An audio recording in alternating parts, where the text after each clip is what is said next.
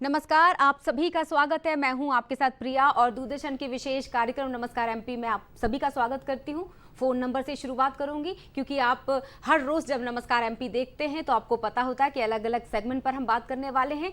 विषय से जुड़े हुए विशेषज्ञ हमारे साथ स्टूडियो में होते हैं जो आपको तमाम जानकारी उस विषय से जुड़ी हुई देते हैं। तो शुरुआत फ़ोन नंबर के साथ। तो 0755 भोपाल का कोड है, इसलिए पहले लैंडलाइन नंबर नोट कर लीजिए। 2660049 ये हमारा फ़ोन नंबर है भोपाल का, यानी भोपाल से बाहर अगर आप लगा रहे हैं तो 0755 कोड लगाना होगा। टोल फ्री नंबर यानी निःशुल्क सेवा का इस्तेमाल करना चाहें तो लिखिए 180023330040। ये हमारा टोल फ्री नंबर है, निःशुल्क सेवा का भी इस्तेमाल कर सकते हैं। अब बढ़ते हैं तिथि, विचार, इतिहास और इसके साथ हमारे आज के गेस्ट विषय विशेषज्ञ के बारे में भी बताएंगे। तो शुरुआत करेंगे तिथि के साथ। तो आज की तिथि क्या कहती है आपको बताते हैं। विक्रम संवत 289 कृष्ण पक्ष चतुर्दशी 23 नवंबर 2022 दिन बुधवार। और दिन की शुरुआत कहते हैं ना एक सकारात्मक ऊर्जा के साथ करनी चाहिए, एक पॉजिटिव एनर्जी के साथ, पॉजिटिव थॉट। तो क्या कहता है आज का विचार, चलिए बढ़ते हैं। आज का विचार कह रहा है कि आपसी संबंधों में दरारें हमेशा हमारी गलतियों की वजह से नहीं बढ़ती, बल्कि कभी कभी हमारी गलत फहमियां भी रिश्तों की जड़ों को हिला देती हैं। तो अगर आपको लग रहा है कि कहीं रिश्तों में गलतफहमियां बीच में आ रही हैं, कहना कुछ और चाह रहे थे, कह कुछ और दिया, समझ कुछ और लिया गया और जिसकी वजह से बातचीत बंद है, तो तुरंत फोन घुमाइए और रिश्तों को ठीक कर लीजिए, क्योंकि रिश्ते ही तो जिंदगी है। चलिए आगे बढ़ेंगे। अब बात करते हैं कि आज का दिन इतिहास के पन्नों में किस तरह से दर्ज किया गया। तो क्या कहता है आज का इतिहास। इतिहास कह रहा है कि 23 नवंबर 1926 को आध्यात्मिक गुरु सत्य साईं बाबा का जन्म हुआ। 1936 की बात करें तो फोटो पत्रकारिता में एक अलग पहचान रखने वाली पत्रिका लाइफ का पहला अंक भी आज ही के दिन प्रकाशित हुआ था। 1937 की बात करें तो देश के जाने माने वैज्ञानिक जगदीश चंद्र बोस का आज निधन हुआ था। अब 1983 23 नवंबर को भारत में पहले राष्ट्रमंडल शिखर सम्मेलन का आयोजन किया गया। सम्मेलन राजधानी दिल्ली में आयोजित किया गया था।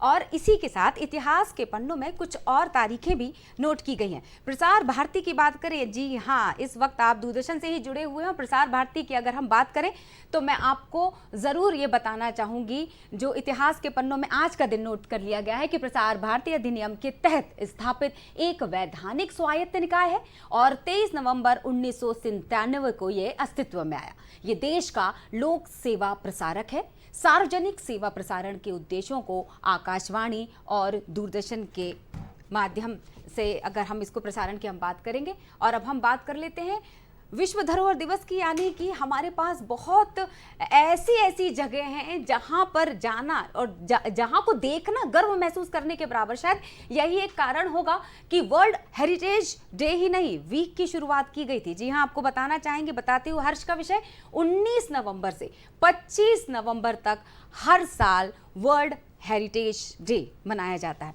अब आने वाली जो तारीख है उसका संबंध हमारे आज के विषय से भी है। तो सबसे पहले मैं आपको आज आने वाली तारीख के बारे में बता देती हूँ। 25 नवंबर, आज 23 नवंबर है, कल 24 और 25 नवंबर को महिलाओं के खिलाफ हिंसा के उन्मूलन का अंतर्राष्ट्रीय दिवस मनाया जाता है। आज का विषय लगभग उसी के आसपास है। आज हम बात करेंगे महिला सुरक्षा और साइबर क्राइम से जुड़ी हुई। महिला सुरक्षा और साइबर क्राइम, ये हमारा आज का विषय है। अब फोन नंबर एक बार फिर से बता देती हूं, क्योंकि जैसे ही आपने इस विषय को नोट किया होगा, अब आपके मन में तमाम सवाल इसलिए बनेंगे क्योंकि जब मैं आपको विशेषज्ञों के बारे में बताऊंगी तो आपको लगेगा कि ये सवाल मुझे इनसे पूछना ही है। तो 0755-266-0049 1800-233-0040 ये वाला टोल फ्री नंबर था। तो विषय आपने नोट कर लिया। तो चलिए विशेषज्ञ से मुलाकात करते हैं, स्वागत करते हैं। दूरदर्शन टीम स्वागत करेगी, स्टूडियो में मौजूद है हमारे साथ। सबसे पहले स्वागत करेंगे डिप्टी कमांडेंट कृष्णा अलावत जी, जो कि 107/RAF से हैं। और ये भी बताना चाहेंगे क्योंकि देश ही नहीं विश्व के सबसे बड़े बल की अगर बात करें, वहां का प्रतिनिधित्व करते हुए आज मैम हमारे साथ इस विषय से जुड़ेंगी। इन्हीं के साथ अगले मेहमान का हम स्वागत करेंगे। योगेश पंडित जी हैं, जो कि लॉयर हैं, साइबर एक्सपर्ट, यानी कि अगर मैं आपको हिंदी में बताऊं कि अधिवक्ता और अंतर्राष्ट्रीय साइबर सुरक्षा विशेषज्ञ है। साइबर इंटेलिजेंस में विशेष ये भोपाल में पदस्थ हैं, तो यानी कि कहीं और जाने की जरूरत नहीं है, राजधानी में आप इनसे संपर्क कर सकते हैं, इन दोनों ही हमारे मेहमानों से। तो बहुत बहुत स्वागत है आप दोनों का। नमस्कार मैम। मैम आपसे शुरुआत करते हैं। Yes. अगर आप मेरी जानकारी को भी दुरुस्त कीजिएगा कि एक समय ऐसा था जब बल में महिलाएं हुआ ही नहीं करती थी, अगर 80 के दशक की मैं बात करूं, लेकिन फिर ऐसी पहल की गई जहां महिलाओं को हॉस्पिटैलिटी या मंत्रियों के उस कार्यभार को संभालते हुए वहां से बाहर निकलकर बल का एक महत्वपूर्ण हिस्सा बनाया गया। तो सीआरपीएफ से लेकर आरएएफ तक के सफर के बारे में मैं चाहूंगी पहले संक्षिप्त में जानकारी हमारे दर्शकों को होनी ही चाहिए। मैडम, ये केंद्रीय रिजर्व बल जो है 1939 में इसको खड़ा किया गया था। उस टाइम सिर्फ पुरुष ही रहते थे इसमें, और 1986 से पहले जो भी सीआरपीएफ में जो महिला थी वो सिर्फ हॉस्पिटल और मिनिस्ट्री स्टाफ में जो ऑफिशियल वर्क के लिए होती थी। 1986 में जो हमारी जीडी में महिला आई हैं, जो महिला बटालियन 88 महिला बटालियन खड़ी किया गया था, ये हमारी स्वर्गीय श्रीमती इंदिरा गांधी प्रधानमंत्री का सपना था कि मैं फोर्स में महिलाओं को लेकर आएँ आगे, लेकिन वो इस सपने को पूरा नहीं कर पाई। उसके बाद जब माननीय प्रधानमंत्री जो राजीव गांधी थे, उन्होंने सीआरपीएफ में महिला बटालियन का गठन किया और 1986 में महिला बटालियन जो खड़ी किया। पूरे एशिया में उस टाइम पे कोई भी महिला फोर्स में नहीं थी। हम बात इंडिया की नहीं कर रहे, हम पूरे एशिया की बात कर रहे हैं। जो पूरे एशिया में फोर्स में महिला नहीं थी, 1986 में पहली बार महिला इस सीआरपी में ज्वाइन किया, जो जीडी में बोलेंगे। इसमें हमारी 6 महिला अधिकारी थी जो डायरेक्ट अपॉइंटमेंट किया था, जो आज की डेट में आईजी भी हैं 2 हमारी। आईजी मैडम है जो हमारे रैपिड एक्शन फोर्स को कमांड कर रही हैं, एनी अब्राहिम मैम, और एक हमारा सेक्टर है बिहार सेक्टर, जिसमें हमारी आईजी सीमा मैडम कमांड कर रही हैं। 1986 में जो डायरेक्ट अपॉइंटमेंट ऑफिसर में आई थी, और उस टाइम ये महिला बटालियन जब खड़ी किया गया था, ये पहली महिला बटालियन थी। आज अगर देखा जाए तो हमारी 6 महिला संपूर्ण पूरी सीआरपी में 6 महिला पूरी संपूर्ण महिला बटालियन है, और 7वीं बटालियन हमारी बस्तरिया बटालियन बोलेंगे जो 241 है, जो आज छत्तीसगढ़ में तैनात है। उसमें हमारे 50% पुरुष हैं, 50% महिला हैं। उसका भी एक लॉजिक है, क्योंकि छत्तीसगढ़ में जो हमारी बस्तरिया बटालियन है वो हमारी सिर्फ छत्तीसगढ़ की महिला तैनात है वहाँ पे। उसमें हमारा एक ये लॉजिक है कि वहाँ की जो महिला है लैंग्वेज की प्रॉब्लम ना आए, वहाँ की फिजिकल जो हमारी भूमि से लेकर मतलब वहाँ अच्छा कारगर साबित हो, इसलिए उसमें 50-50% महिला और पुरुष उसमें शामिल हैं। अदरवाइज आज 7 हमारी महिला बटालियन है जो हिंदुस्तान के हर कोने पे मतलब तैनात है। और हमारा ये सीआरपी बल बहुत बड़ा बल है, शायद हमारा हिंदुस्तान का सबसे बड़ी फोर्स है ये जी। और आज हिंदुस्तान के हर कोने में काम कर रहा है। उसी से हमारी ये हमारी आंतरिक सुरक्षा या कम्युनल मतलब दंगे, सांप्रदायिक दंगे जो हमारे देश में होते हैं, उसी को मद्देनजर रखते हुए एक रैपिड एक्शन फोर्स का गठन किया गया 1992 में।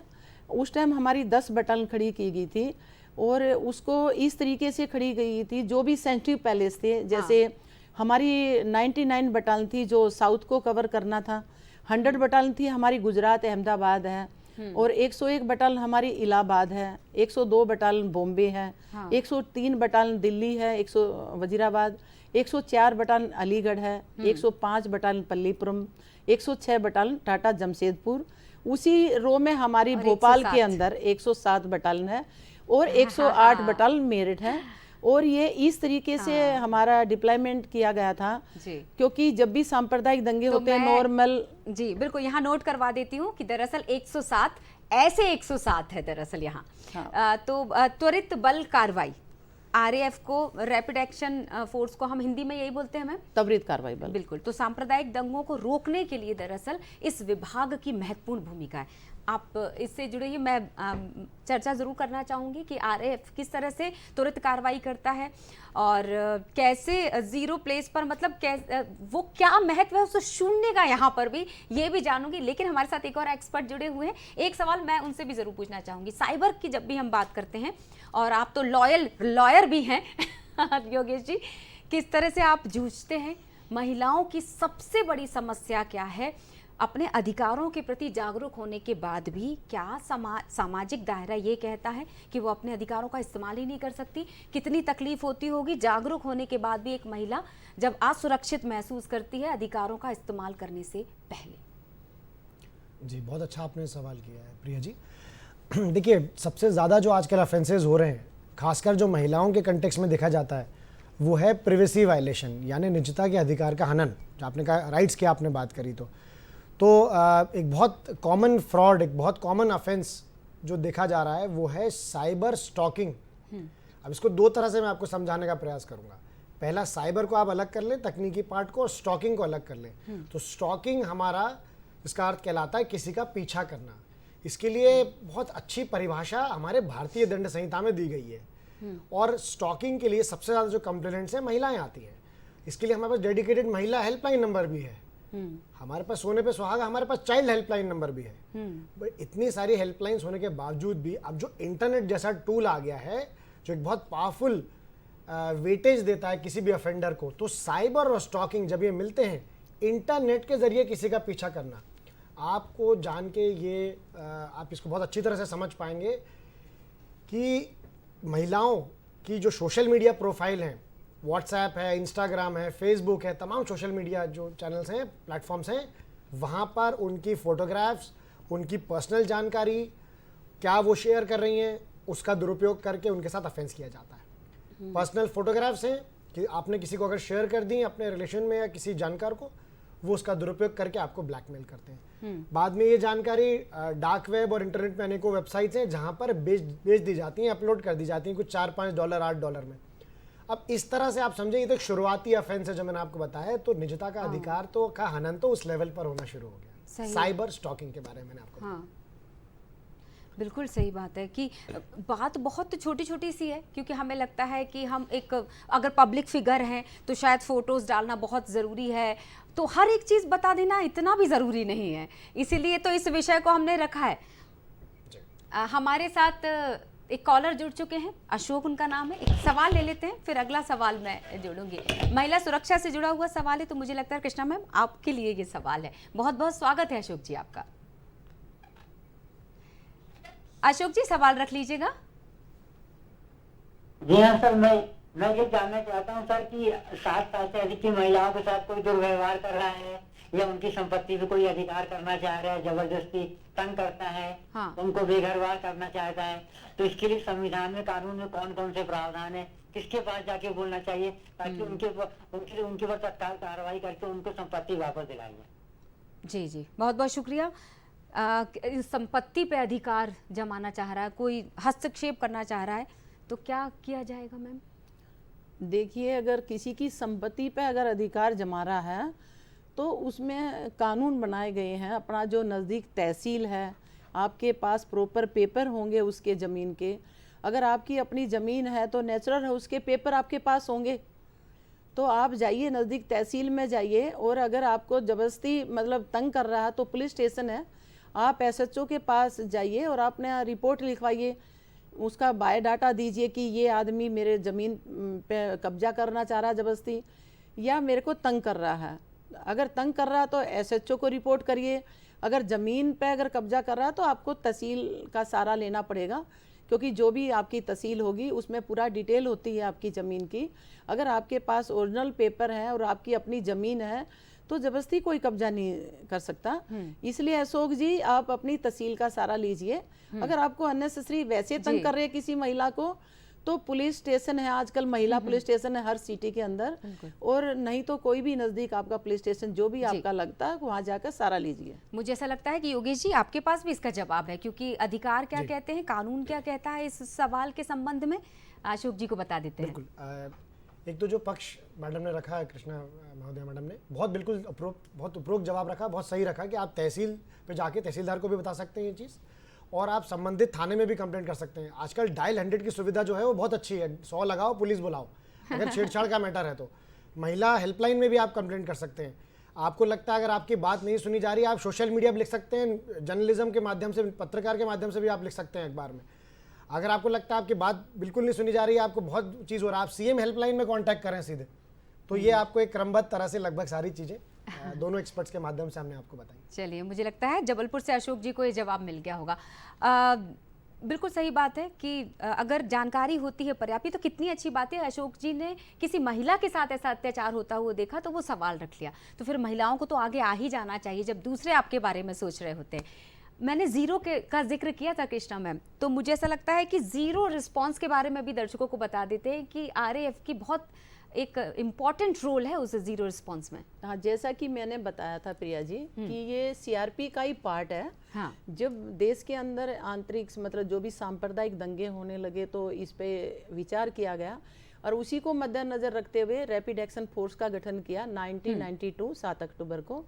और जो भी सिटी सेंसिटिव पैलेस थे वहाँ पर इनका डिप्लॉय किया, जैसे कि 107 बटालियन भोपाल में है अभी। तो जीरो रिस्पांस का मतलब ये होता है, अगर जैसे पहले आम कहीं भी दंगा होता है तो जो लोकल पुलिस होती है अनकंट्रोल होती है, उसके बावजूद ही फोर्स की तैनाती वहाँ पे की जाती है। जब तक वो दंगा मतलब नुकसान जितना होना था हो जाता है, फोर्स पहुंचती नहीं है, उसी को मद्देनजर रखते हुए रैपिड एक्शन फोर्स का गठन किया गया। जो हमारा जीरो रिस्पांस है उसका ये मतलब है कि हमें अगर मान ले भोपाल में अगर कोई दंगा हो जाता है और हमारी बटालियन हिनोतिया में है तो हमें सिर्फ हिनोतिया से भोपाल तक का जर्नी पीरियड मिलेगा, क्योंकि सिर्फ जर्नी पीरियड मिलता है, उसके हम जल्दी से जल्दी जाके उस जगह को हम कवर कर सकते हैं और जो भी दंगा है उसको हम जल्दी से खत्म कर सकते हैं। इस जीरो रिस्पांस के लिए हमारे जो हेडक्वार्टर है, जो बटालियन हेडक्वार्टर है, उसमें हमेशा 24 घंटे जीरो रिस्पांस के लिए कंपनी तैनात रहती है। आदेश मिलेगा तुरंत हम जीरो रिस्पांस मतलब बिल्कुल बिना टाइम गवाए हुए और उस जगह को कवर कर लेते हैं। बिल्कुल मैम, आप भी सवाल रखना चाह रहे होंगे अशोक जी की तरह या मेरे सवालों से जुड़ना चाह रहे होंगे तो टोल फ्री नंबर भी नोट कर लीजिए और एक बार फिर से फ़ोन नंबर भी नोट कर लीजिए।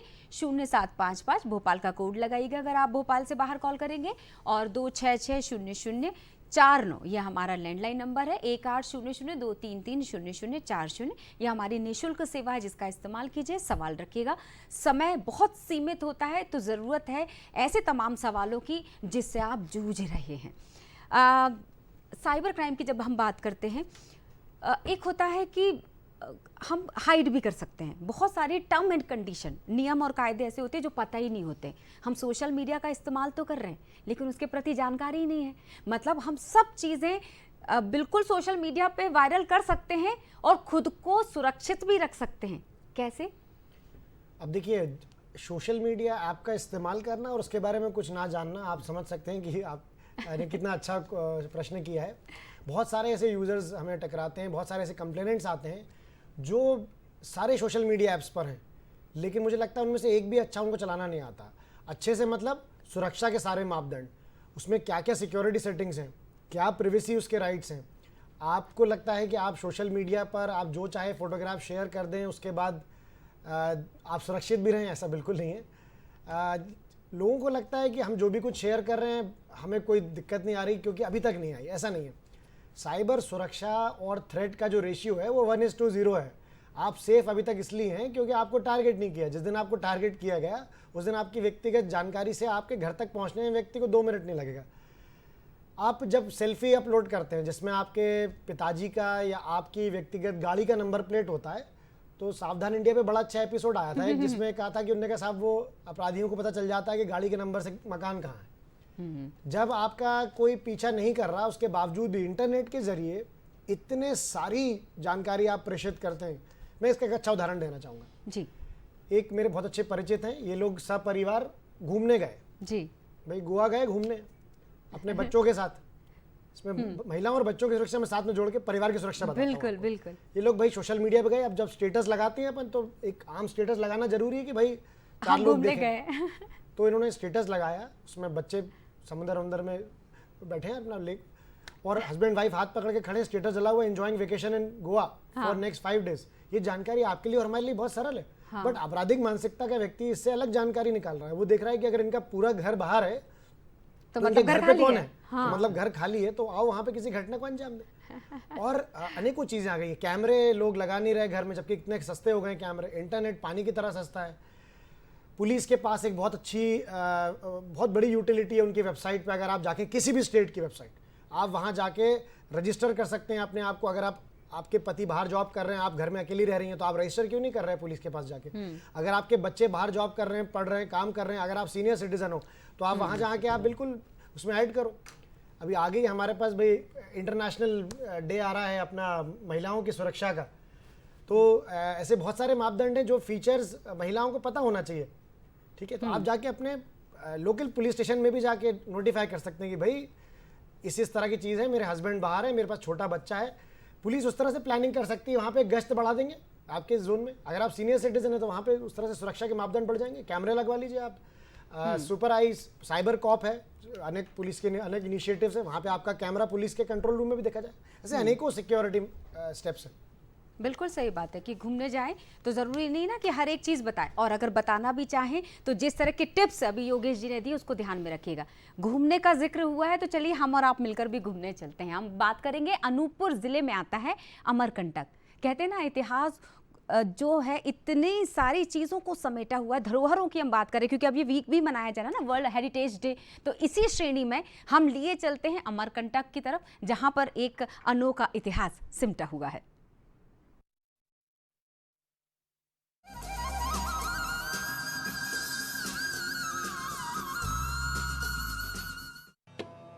प्रकृति की अनुपम देन अमरकंटक, जहां इसके आसपास हरियाली और सुंदर पहाड़ों के दर्शन होते हैं, वहीं प्राकृतिक सौंदर्य का एहसास भी होता है।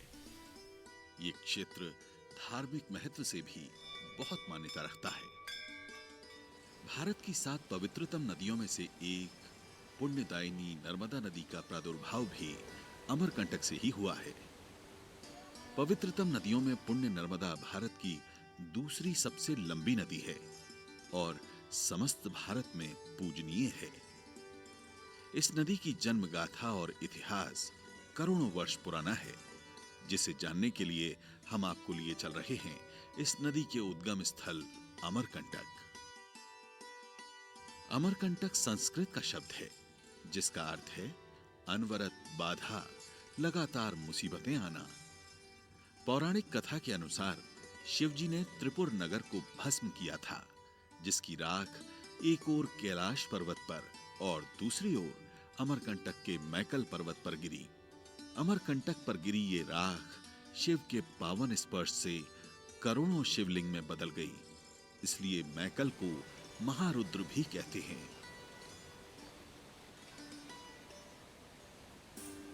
सतपुड़ा, मैकल और विंध्याचल का संगम, नर्मदा, सोन और जोहिला का उद्गम।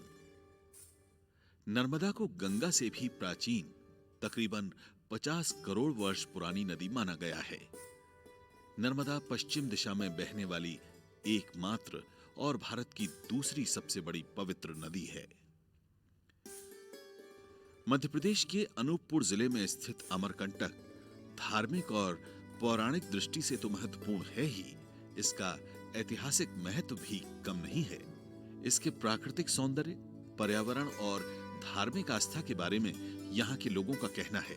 अमरकंटक का महत्व नर्मदा से रिलेटेड है, नर्मदा से संबंधित है, जो कि यहाँ से नर्मदा का प्रादुर्भाव हुआ है। जिस प्रकार से गंगा का अवतरण जिस पर्पज से पृथ्वी पे हुआ था, सेम पर्पज नर्मदा का है। जिस प्रकार तो नर्मदा की उत्पत्ति यहाँ से हुई है, और मैं आपको ये बताना चाहूँगा कि नर्मदा की उत्पत्ति के बारे में कि जिस प्रकार से गणेश जी का संबंध पिता से नहीं था, माई का संबंध माता से नहीं है। तो जब समुद्र मंथन हुआ, भगवान शिव ने विषपान किया। विषपान करने के पश्चात वो ऋषिकेश गए, वहाँ पर कंठ नीला पड़ा, नीलकंठ महादेव कहलाए। तत्पश्चात वो शांति की खोज में निकले। चलते चलते ये मैकल पर्वत कहलाता है, यहाँ पर आकर उनको शांति मिली, तो शिव पीर मैकल शैल सुतासी सकल सिद्ध सुसंपत राशि, यहाँ पर आकर उन्होंने तपस्या शुरू किया। और उसी समय ऐसी जनश्रुति है, शंकराचार्य ने लिखा कि अहो मृतम सुनम सुतम महेश के से जाते कि राध सूत वाढ़वे सुपंडित सडेन थे। शंकर की जटाओं से ऐसी जनश्रुति है कि शंकर की जटाओं से जो पसीना निकला वो गले से होके बहा, वो नर्मदा कहलाई।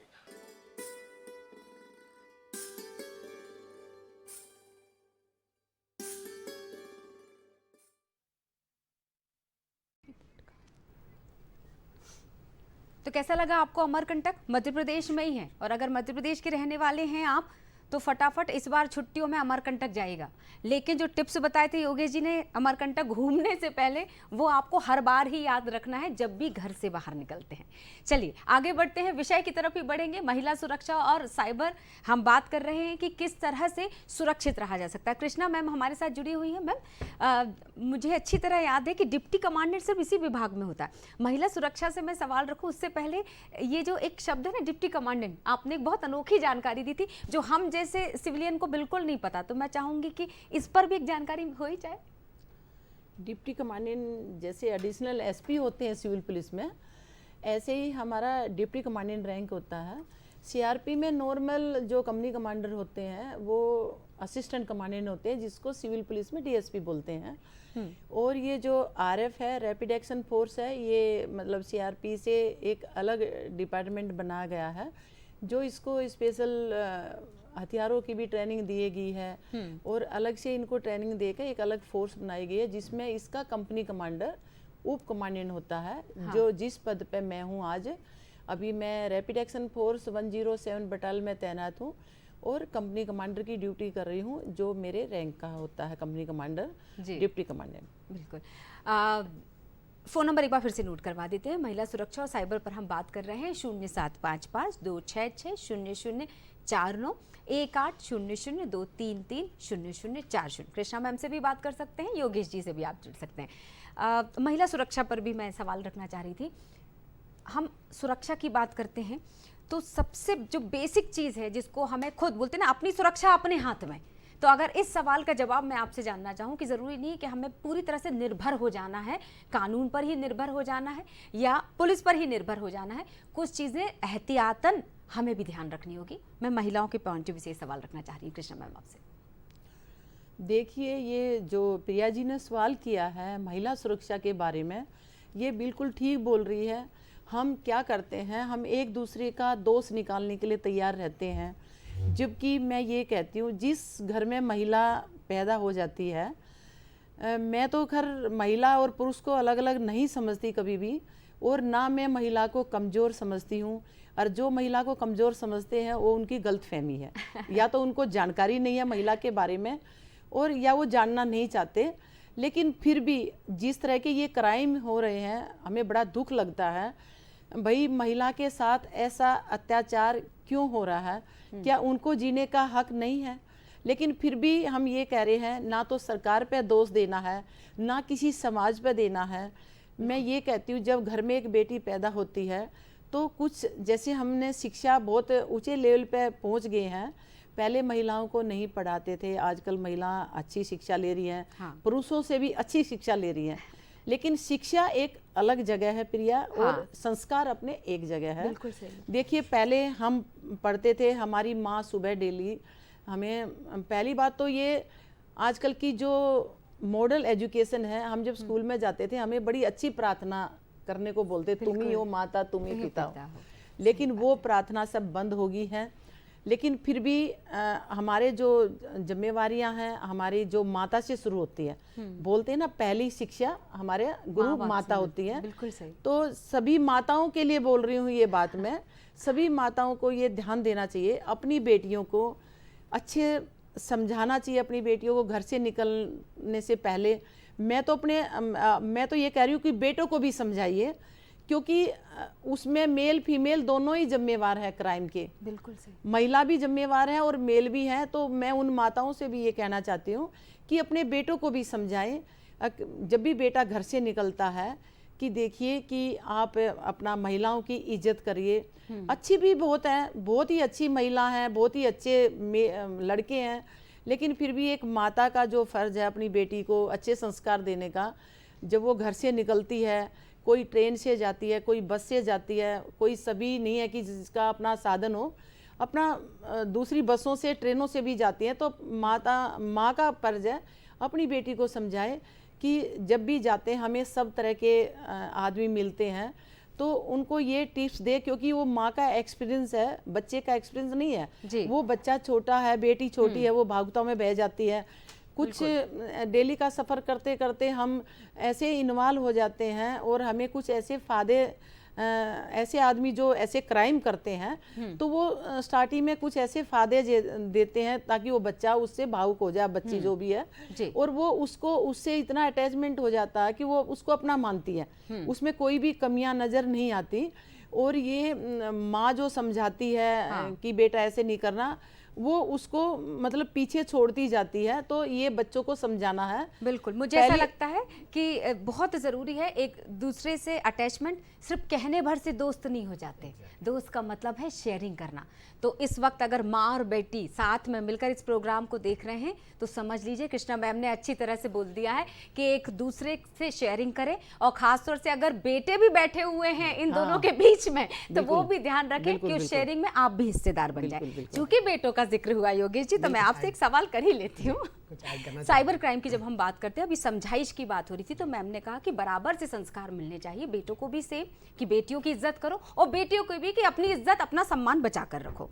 कितना जरूरी है साइबर क्राइम जब किया जाता है उसकी मानसिकता कैसी है, उस मानसिकता पर नियंत्रण होना। और उन लड़कों को भी आप जरूर से बताइए कि ना का मतलब ना होता है, तो ना स्वीकार करना सीखना ही पड़ेगा। क्योंकि इस वक्त जिस तरह के हम क्राइम देख रहे हैं उसमें सबसे बड़ी प्रॉब्लम ये आ रही है अहम की। तो ये जो अहम नाम का वहम पाल लेते हैं पुरुष सदस्यों की मैं बात कर रही हूँ, शायद क्राइम का ग्राफ इसलिए भी बढ़ रहा हो। क्यों नहीं।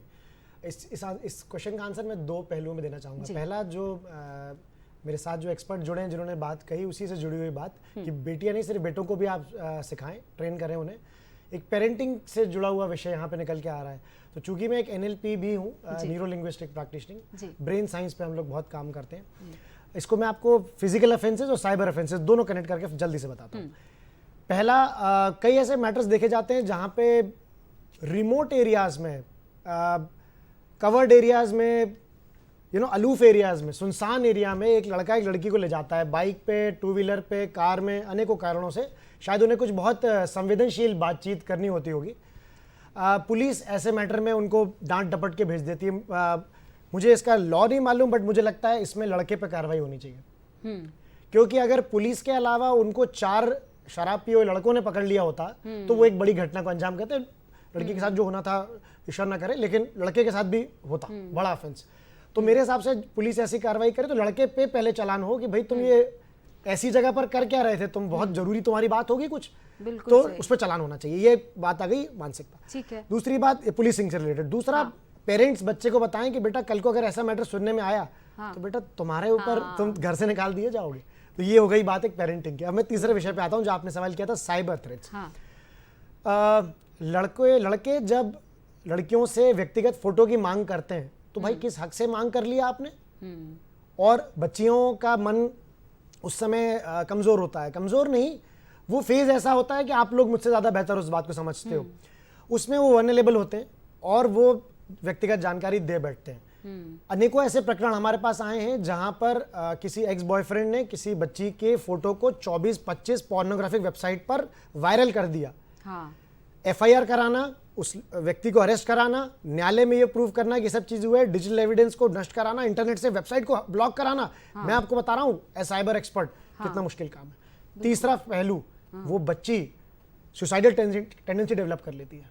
तो इसको हम 3-3, 4-4 चरण में जब उस विक्टिम को निकाल के लाते हैं। कितने विक्टिम सब बढ़िया काम कर रहे हैं, लेकिन मैं ये मैसेज पहुंचाना चाह रहा हूं कि जो आपने बात शुरू करी कि लाउड मैसेज लड़कों के लिए होना चाहिए। तो बाय द वे उसमें केस में तो लड़का भी अरेस्ट हो गया है।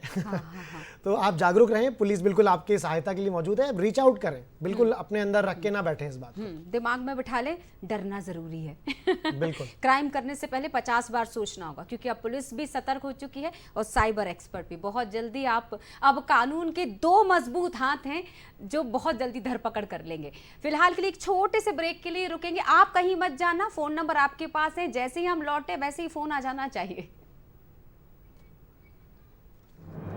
मन की बात है जन जन की, संघर्षों के कुछ किस्से, कहानी कुछ सफलताओं की, अनकही विरासत की, उम्मीदें नए भारत की। महीने के आखिरी रविवार का रहता है इंतजार, मलयाचल के आंचल से विंध्याचल के आंगन तक, ब्रह्मपुत्र के घाट से हिमालय के विस्तार तक होती है मन की बात प्रधानमंत्री के साथ। तो सुनिए इस महीने 27 नवंबर सुबह 11 बजे मन की बात आकाशवाणी और दूरदर्शन के सभी चैनलों पर।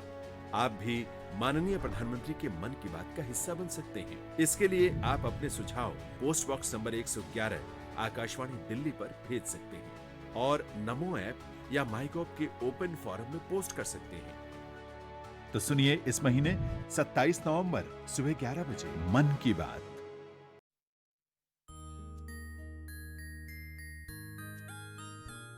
हमारे आज के सेगमेंट से मिले सुर।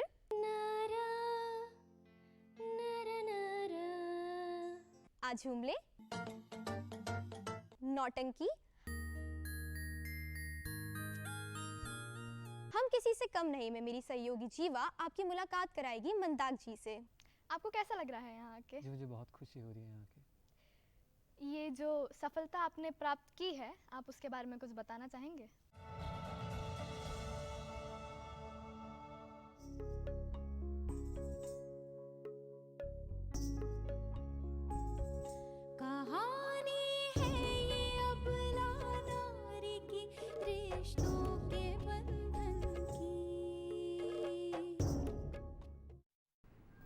तो भूल ना जाना और मन की बात जरूर देखना। ब्रेक के बाद फिर से स्वागत करती हूँ मैं प्रिया, आप देख रहे हैं नमस्कार एमपी। तो 27 नवंबर मैंने कहा ना कि मन की बात बहुत ज़रूरी है, सुनना भी सुनाना भी।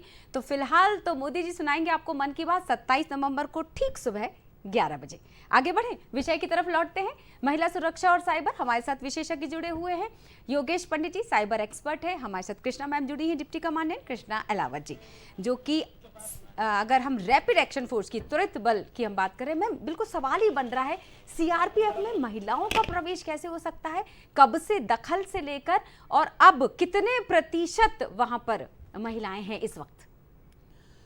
प्रिया जी, हमारे 1986 से पहले मैं पहले भी बता चुकी हूँ कि जीडी में महिला नहीं थी हमारे पास, सिर्फ हॉस्पिटलाइज और ये अपना जो मिनिस्ट्री स्टाफ में थे। लेकिन 1986 के बाद हमारी पहली महिला बटालियन जो खड़ी किया था जीडी बटालियन, उसमें हमारी पूरी महिला बटालियन थी 88 बटालियन। और आज अगर हम बात करें वर्तमान की, तो हमारी 7 महिला बटालियन है, जिसमें 6 बटालियन संपूर्ण महिला बटालियन है और 1 बटालियन हमारी बस्तरिया बटालियन कहते हैं, जिसमें 50% पुरुष हैं और 50% महिला हैं। और हमारी जो सुरक्षा की बात आती है महिला की, तो हमारी जो सीआरपी केंद्रीय रिजर्व पुलिस बल बहुत बड़ा बल है, इसमें बहुत मतलब महिला है, जो माननीय प्रधानमंत्री ने 33% किया है, तो उसी को मद्देनज़र रखते हुए हमारी 7 महिला बटालियन है। तो महिला की सुरक्षा के लिए हमारा जो प्रावधान है वो ये है कि हमारा 2013 और 14 में एक प्रपोजल दिया एमएचए को और इसको गजट में लिया गया और 2017 में इसको पास किया एमएचए ने। जो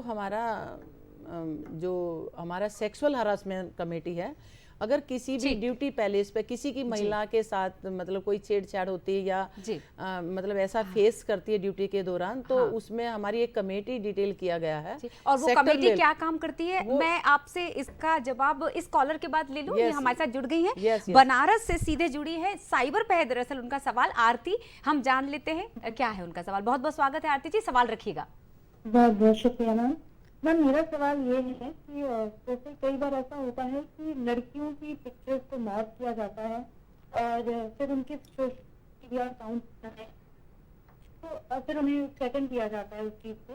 बट ज़्यादातर अभी भी सोसाइटी में ऐसा है कि बहुत सारी लड़कियां पुलिस के पास नहीं करती क्योंकि उन्हें सोसाइटी जी आप समझ पाए योगेश जी, बहुत बहुत शुक्रिया। आपको अपडेट कर देते हैं। ये बनारस मैंने दरअसल आपको उन दिनों की याद दिलाई थी, दरअसल वर्तमान में तो वाराणसी कहा जाता है। योगेश जी क्या है इसका जवाब? जी बहुत अच्छा क्वेश्चन पूछा आपने आरती जी। लड़कियों की फोटोग्राफ्स मॉफ हो गई है और नकली अकाउंट बना के उनको थ्रेटन किया जा रहा है। मैं समझ पा रहा हूँ आपकी क्वेरी। देखिए ये कोई चीज़ अभी बहुत नया नहीं है, बहुत कॉमन हो गया अब तो ये। और अब नया जो ट्रेंड आ गया है इसमें उसको बोलते हैं डीप फेक्स। आर्टिफिशियल इंटेलिजेंस के माध्यम से किसी भी महिला की फोटोग्राफ उठा के, किसी भी सेलिब्रिटी की फोटो उठा के बिल्कुल पोर्नोग्राफिक और गलत बनाई जा सकती है। हाँ। लोगों के वीडियोस तक बनाए जा सकते हैं। इतने ज़्यादा गलत चीज़ आ गई है, मुझे ये बोलने में भी खेद है। अब इसको कैसे होता है, कैसे रिपोर्टिंग कर सकते हैं, तो मैंने आपको बताया अलग अलग सॉफ्टवेयर हैं, लोग एडिट कर लेते हैं, मॉर्फ कर लेते हैं, नकली बना देते हैं। हाँ। अब नकली अकाउंट बनाना, तो इसमें आप समझ लीजिए IT एक्ट का 66D ऐड हो जाएगा, IPC का 419 ऐड हो जाएगा। किसी की आप आइडेंटिटी थेफ्ट कर रहे हो, किसी के नाम से नकली प्रोफाइल चला रहे हो आप, और आपको कहीं जाने की जरूरत नहीं, आप घर बैठे बैठे कंप्लेंट कर सकते हैं। मैं इसको थोड़ी देर में बताने वाला था इस पॉइंट को, बट वक्त है कि मुझे बताना पड़ेगा। ये वेबसाइट है cybercrime.gov.in। इसको हम हमारे दर्शकों को, ऑडियंस के लिए लिखवा भी देंगे, cybercrime.gov.in। इस पर आप जाकर घर बैठे बैठे कंप्लेंट दर्ज कर सकते हैं। संबंधित थाने को ये साइबर क्राइम की कंप्लेंट फॉरवर्ड हो जाएगी जी। उसमें आप स्क्रीनशॉट लगा दें, अटैचमेंट लगा दें कि ऐसा व्यक्ति है, ये हमें परेशान कर रहा है, हमारे नाम से फोटो बना के। हाँ। जो जैसे कि मैडम की यूनिट है तो तुरंत कार्रवाई उस पर की जाएगी। एक इन्वेस्टिगेशन ऑफिसर अपॉइंट हो जाएगा ऑफ रैंक ऑफ इंस्पेक्टर। पहले IT एक्ट जब बना था तब DSP रैंक का ऑफिसर होता था, अब इंस्पेक्टर रैंक का ऑफिसर है जो इन्वेस्टिगेशन ऑफिसर होता है। हाँ। और इसके लॉग्स डिटेल्स मंगवा के उस व्यक्ति मतलब नाम को गुप्त रखते हुए आपकी मदद की जा सकेगी। 100%। इसमें बहुत अच्छी बात प्रिया जी ने कही, आप अनोनिमस कंप्लेंट कर सकते हैं आज। हाँ। साइबर क्राइम की वेबसाइट पे आप अनोनिमस कंप्लेंट कर सकते हैं। अगर कोई एक ऐसा मैटर आप देख रहे हैं जो आपसे जुड़ा हुआ नहीं है, किसी और बच्ची का है, तो भी आप कंप्लेंट कर सकते हैं बिना अपनी पहचान बताए, बिना अपना नाम, नंबर, ईमेल बताए। बहुत बहुत शुक्रिया, मैंने तो नोट कर लिया, क्योंकि यू नेवर नो, कभी भी मदद की जरूरत पड़ सकती। आप भी नोट कर लीजिए। स्पेलिंग बता देती हूँ, CYBERCRIME cybercrime.gov.in। नोट कर लिया ना? तो जब भी आपको लगे तुरंत इस साइट पर जाइएगा, बिल्कुल मदद मांगिएगा, चाहे अपने लिए और चाहे किसी और के लिए। मैं महिला सुरक्षा की हम बात कर लेते हैं। जिस तरह से जागरूक रहना बेहद ज़रूरी है। कुछ टोल फ्री नंबर अभी इन्होंने, जैसे योगेश जी ने ये नोट करवा दिया मुझे, ऐसे कुछ टोल फ्री नंबर या कोई ऐसी साइट है जो आपकी तरफ से भी इशू की गई हो? जी कृष्णा जी। हमारे जो टोल फ्री नंबर नहीं है मैम, लेकिन हमारा एक कमेटी डिटेल किया गया है। ठीक है। जिसमें हमारे सेक्टर होते हैं, पूरे टोटल CRP में आप अपने एरिया के सेक्टर बनाए गए हैं। जैसे यहाँ पे है MP सेक्टर है। हाँ। सेक्टर के अंदर एक लीगल ऑफिसर होता है हमारा जी। और एक महिला अधिकारी होती है, सीनियर कमांडेंट भी हो सकती है, DIG मैडम भी हो सकती है। ये कमेटी है हमारी। उसमें एक डिप्टी कमांडेंट महिला होती है, तीसरी महिला हमारी महिला आयोग से होती है, वो भी महिला ही होती है। और नंबर 4 मेंबर जो होता है वो होता है लीगल ऑफिसर, जो हर सेक्टर में पोस्ट होता है हमारा। और ये अगर किसी महिला के साथ सुरक्षा से संबंधी कोई भी ऐसी बात आती है तो वो सीधा एप्लीकेशन देगी और उसकी बहुत अच्छे से तहकीकात होती है और न्याय मिलता है। अदरवाइज हमारी CRPF बहुत अच्छी फोर्स है, अनुशासित फोर्स है मैम। ये मामले हमारे बहुत कम है, क्योंकि फोर्स में हर आदमी अनुशासित रहता है, वो चाहे जूनियर है जो सीनियर है। और मेरा जो एक्सपीरियंस है, मैं अपना एक्सपीरियंस शेयर कर देती हूँ इसमें। मैं 1986 में ज्वाइन किया था, जो ये पहली महिला बटालियन, मैं उसी की भर्ती हूँ। और आज मेरी 37 साल सर्विस हो चुकी है।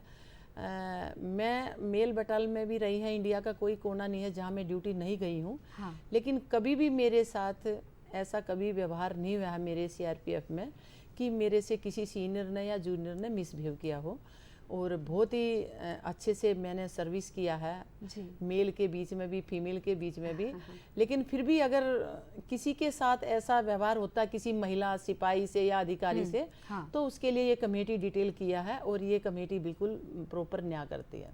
बिल्कुल सही बात है। यानी और अगर मैं आम जनता के तौर पर इस लाइन को रखूं कि महिलाओं के लिए, महिलाओं के द्वारा की जाने वाली सुरक्षा, कितनी अच्छी बात है कि इस विभाग में महिलाएं कितनी बेहतर तरीके से समझती होंगी उनकी समस्याओं को। फिलहाल के लिए बढ़ते हैं, क्योंकि फिटनेस बेहद ज़रूरी है। अगर हम किसी भी एक्शन को लेना चाहते हैं तो बहुत ज़रूरी हो जाती है मन की शांति। फिट है तो हिट है, इसीलिए क्योंकि इस सेगमेंट में हम मन की शांति की बात करने वाले। भावातीत ध्यान सालों पहले महेश योगी जी ने इसकी शुरुआत की थी। क्या है, विस्तार से बताने के लिए चलते हैं सेक्शन की तरफ जिसका नाम है फिट है तो हिट है।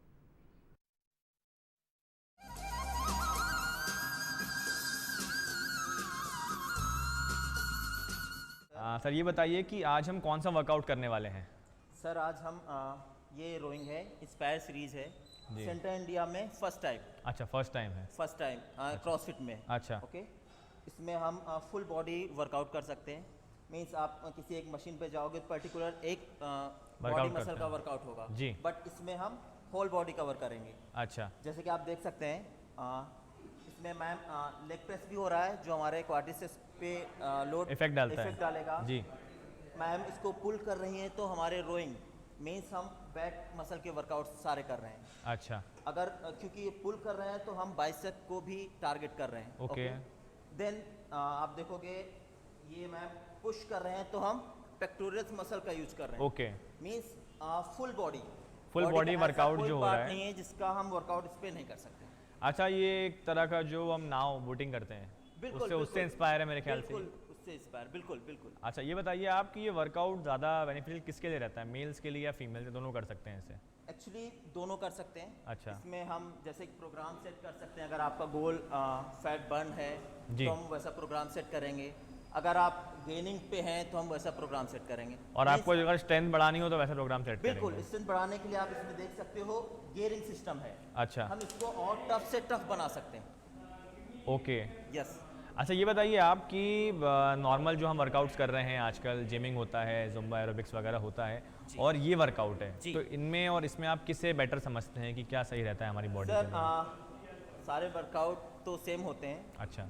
इसमें आप थोड़ा सा एंटरटेनमेंट होंगे। मीन्स लाइक आप फुल बॉडी वर्कआउट कर रहे हैं। एक अच्छा। साथ आप पूरी मसल्स को कवर कर रहे हैं। ओके। और सामने प्रोग्राम्स हैं, आप अपने अपने चूज के हिसाब से अलग अलग प्रोग्राम सेट कर सकते हैं। अच्छा। अच्छा, ये बताइए आप कि इस मशीन को कितना वक्त देना ज़रूरी है दिन में? सर डिपेंड करता है आपके गोल पे। अच्छा। अगर हमें ज़्यादा कैलोरी बर्न करनी है तो हम टाइम सेट करेंगे 10 मिनट 15 मिनट। ओके। आपको सिर्फ वार्म अप के तौर पे लेना है तो 5 मिनट मोर देन सफिशिएंट। अच्छा। जैसे ये मशीन है, इसमें अगर फॉर एग्जांपल कोई पर्सन आया और उसको अपनी स्ट्रेंथ को इम्प्रूव करना है तो उसे कितना करना चाहिए? अगर उसको स्ट्रेंथ इम्प्रूव करना है तो इसमें हम बहुत कम टाइम देंगे, मुश्किल से 5 मिनट। 5 मिनट। उसको हाई इंटेंसिटी पे। अच्छा, थोड़ा सा मतलब टफ बना देंगे, टफ बना देंगे उसको हम, ताकि ज़्यादा कैलोरीज बर्न ना हो और ताकि वो बाकी वर्कआउट्स के लिए एनर्जी बचा पाए। अच्छा, एक और सवाल था मेरा व्यूवर्स के लिए कि नॉर्मली हमारे दिमाग में मिथ रहता है कि हम ट्रेडमिल कर रहे हैं या तो कुछ वर्कआउट कर रहे हैं तो उसमें 10 मिनट भाग लेंगे तो हमारा वेट कम हो जाएगा, 20 मिनट भाग लेंगे तो वेट कम हो जाएगा, किसी को स्ट्रेंथ बढ़ाने की क्या करना, तो एक आइडियल टाइम क्या होना चाहिए ट्रेडमिल और इन सब चीज़ों के लिए? मतलब इतना करना ही चाहिए हमें डेली? सर जैसा मैंने कहा, किसी पर्टिकुलर एक फिटनेस मैंस को नहीं कहा जा सकता कि वो कितने मिनट करे। अच्छा। अगर आपका गोल है फैट बर्न करना जी, तो हमें कम से कम 15 मिनट अच्छा। ट्रेडमिल पे देना होगा। ओके। और मशीन पे भी सेम। अच्छा अच्छा, कैलोरीज ओके। बर्न होंगी। और अगर हमें फैट बर्न नहीं करना है, स्ट्रेंथ करना है, तो फिर 5 मिनट थोड़ा टफ वर्कआउट करना पड़ेगा। वर्कआउट, थोड़ा बॉडी वार्म किया और हमें वेट ट्रेनिंग पे जाना होगा। इसको हाई इंटेंसिटी पे सेट करना। अच्छा, ये बताइए आपकी जो हमारे व्यूवर्स हैं काफ़ी उनका जानना रहता है जी कि कुछ भी ऐसा वर्कआउट करें तो डाइट किस तरह की लें, बिकॉज कई लोग क्या काफ़ी ज़्यादा फूडी होते हैं, उनको कंट्रोल नहीं कर पाते हैं, जंक फूड हो गया है, फास्ट फूड हो गया, वो खाते हैं, तो ऐसे वर्कआउट के बाद किस तरह का फूड हमें लेना चाहिए? देखिए, आपकी फिटनेस तो कहते हैं 3 पिलर्स पे है जी। Workout, nutrition and rest. अच्छा। अगर इसमें एक भी पिलर आपका मिस हुआ तो आप वो फिटनेस अचीव नहीं कर पाएंगे जो आप चाह रहे हो। ओके। ओके। अगर हम जिम आए हैं, डेफिनेटली फिट रहना चाहते हैं।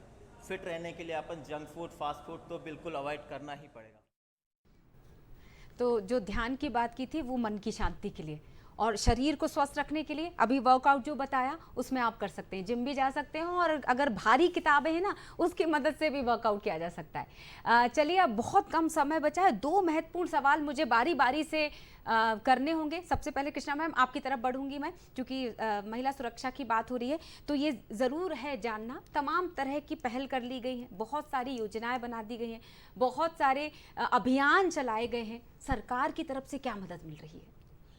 प्रिया जी, आप बोल रहे हैं ना अभियान चलाए गए हैं, मैं ये कहना चाहती हूँ सरकार से, अभियान चलाना एक अलग बात होती है, लेकिन मैं जितना मेरा एक्सपीरियंस में बताना चाहती हूँ, बोलने के लिए अभियान चलाए जाते हैं लेकिन ग्राउंड लेवल पे कोई उसको चेक बैक नहीं करता, क्या एक्चुअली में इसको फॉलो कर रहे हैं। मैं सरकार से एक बात बोलना चाह रही हूँ कि क्या डिस्ट्रिक्ट लेवल पे या सब डिवीज़न लेवल पे जो भी हमारी लड़की हैं, टीनेजर जैसे 15 से 20 तक, उनको कोई एक्सपीरियंस होल्डर, कोई ऐसा एक्सपीरियंस, वो सुपरनेशन प्रोफेसर हो सकता है जिसको एक्सपीरियंस हो, वो उनकी ऐसी क्लासें चलाई जाएं डिस्ट्रिक्ट लेवल पे। उन बच्चियों को घर में तो माता बताती है, लेकिन फिर भी उनको ऐसी बातें बताई जाए, क्योंकि मैंने पहले भी बोला था, जो घर में माँ बताएगी उस पर कम अमल करेगी बेटी, और जो प्रोफेसर बताएगी, क्योंकि वो जाएगी वहाँ अटेंड करेगी, उसकी वैल्यू ज्यादा समझती हैं। तो डिस्ट्रिक्ट लेवल पे या सब डिवीजन लेवल पे ऐसी मुहिम चलाई जाए सरकार द्वारा, कि ऐसी प्रोफेसर जो महिला प्रोफेसर जो एक्सपीरियंस है और इन्वॉल्व, मतलब मन करके अपने बच्चियों को इस तरीके से ब्रीफिंग दे कि ताकि उनके समझ में आ जाए कि उनको दिनचर्या या जाने आने का, जैसे मैंने बताई ट्रेन बसों में जाती हैं, तो उनको मतलब उदाहरण के तौर पे उनको इस तरह से समझाए कि उनके जहन में बस जाए कि मैंने ये काम नहीं करना, उससे भी बहुत बचाव हो जाते हैं। ऑर्डर निकालना एक अलग बात है सरकार की, लेकिन मतलब इस पे ध्यान दिया जाए करना तो बहुत जरूरी काफी राहत मिलेगी, खासकर 15 और 20 इयर्स की बच्चियों का। मेरा ये कहना बेटी बचाओ बेटी पढ़ाओ, ऐसे बहुत सारे अभियान चलाए हैं, लेकिन सच्चाई ये है कि क्योंकि सच्चाई कोई सुनना नहीं चाहता, लेकिन करना, ऑर्डर निकालना सरकार के काम है, लेकिन जो हमारे जैसे नीचे लेवल के उसको फॉलो नहीं करते। बिल्कुल। तो एक कॉलर, आपकी बात सुनते सुनते एक कॉलर जुड़ चुकी, देखते हैं उनका सवाल क्या आसपास घूम रहा है। राजधानी यानी भोपाल से ही रेखा हमारे साथ जुड़ी हुई है। जी रेखा जी, सवाल रखिए संक्षिप्त में। हाँ जी, मेरा सवाल योगेश सर से है। जी हेलो योगेश सर, मुझे बस ये जानना था कि जैसे कि मेरा फेसबुक अकाउंट है, इंस्टाग्राम अकाउंट है, तो वो हैक हो जाता है, या कोई अगर मेरा फेक प्रोफाइल बना रहा है तो मुझे कैसे पता पड़ेगा? बिल्कुल, बहुत अच्छा सवाल है। बहुत अच्छा सवाल आपने पूछा है। देखिए, आपकी कोई फोटोग्राफ अगर किसी ने कॉपी करी है और अगर उसके नाम से कोई अकाउंट चला रहा है, तो वो क्या करते हैं, ज़्यादातर आपके दोस्तों को, आपके जानने वालों को टारगेट करते हैं। अब अगर आपकी फेसबुक लॉग नहीं है, आपके इंस्टाग्राम लॉग नहीं है, आप की प्रोफाइल जन भागीदारी योजना के तहत चल रही है और आपके सारे फ्रेंड्स ओपन है, तो अपराधी क्या करता है, फिर आपके फ्रेंड्स को खोजने लग जाता है, आपके परिवारजनों को खोजने लग जाता है। ज़्यादातर सोशल मीडिया पे लोगों ने ऐड करा हुआ है, पापा, ताऊ, मामा, मामी, कजिन कौन है, प्रोफेसर कौन है, my respected teacher, my favourite friend. भैया ये सब क्यों लिखना है आपको? अगर आपने ज़्यादातर चीज़ें ओपन करी हुई हैं, तो फिर व्यक्ति आपकी आइडेंटिटी को क्लोन करने लगता है।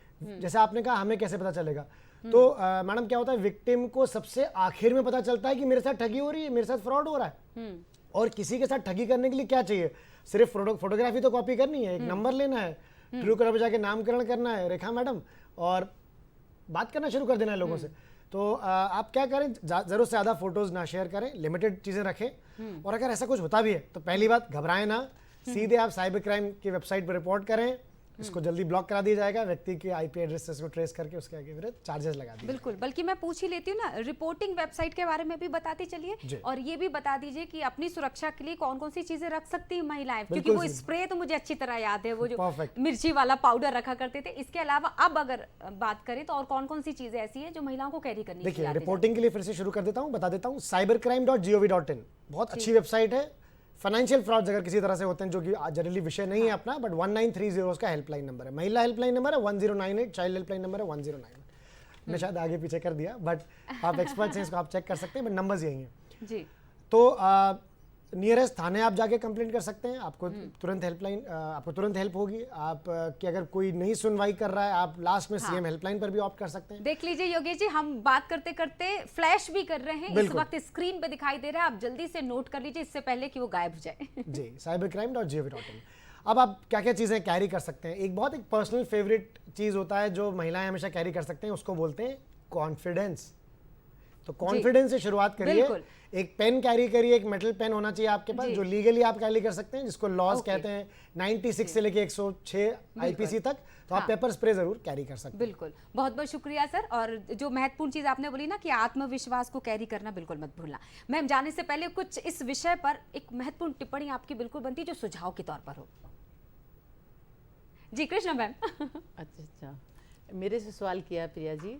मैं ये बताना चाहती हूँ, महिलाओं को खुद इतना कॉन्फिडेंस होना चाहिए अपने ऊपर कि एक तो वो ये ना समझे कि मैं किसी से कम हूँ, अगर मान ले अभी हम ये इतनी बातें कर रहे हैं या पहले से इतने सरकार ने इंतजाम कर रखे हैं महिला की सुरक्षा, मैं बोलती हूँ कि मैं डिप्टी कमांडेंट हूँ सीआरपीएफ में, मेरे को किसी की सुरक्षा की जरूरत नहीं पड़ी, क्योंकि मुझे खुद इतना कॉन्फिडेंस है। तो मैं ये चाहती हूँ, मैं हर महिला से, हर माँ से, वो चाहे कोई माँ है या कोई बेटी है, मैं सबके लिए ये बोलना चाहती हूँ कि अपने ऊपर इतना कॉन्फिडेंस होना चाहिए। घर से निकल के जब हम निकलते हैं तो ये सोचना चाहिए मैं कमजोर नहीं हूँ, मैं किसी से कम नहीं हूँ, मुझे किसी की मदद की जरूरत नहीं है। तो बस इस बात को अच्छी तरह से दिमाग में बिठा लीजिएगा। और हमारी तरफ से, दर्शकों की तरफ से धन्यवाद करना चाहेंगे योगेश पंडित जी, लॉयर, साइबर एक्सपर्ट हमारे साथ है, डिप्टी कमांडेंट कृष्ण एलावत जी जो कि सीआर से जुड़ी हुई थी हमारे साथ। बहुत बहुत शुक्रिया मैम आने के लिए। और जाने से पहले सुनते जाइए कि अगर किसी की मदद लेने की प्रतियोगिता हो रही हो ना, तो दौड़िए और जीतिए भी, क्योंकि इस प्रतियोगिता में ना बहुत कम लोग हिस्सा लेते हैं।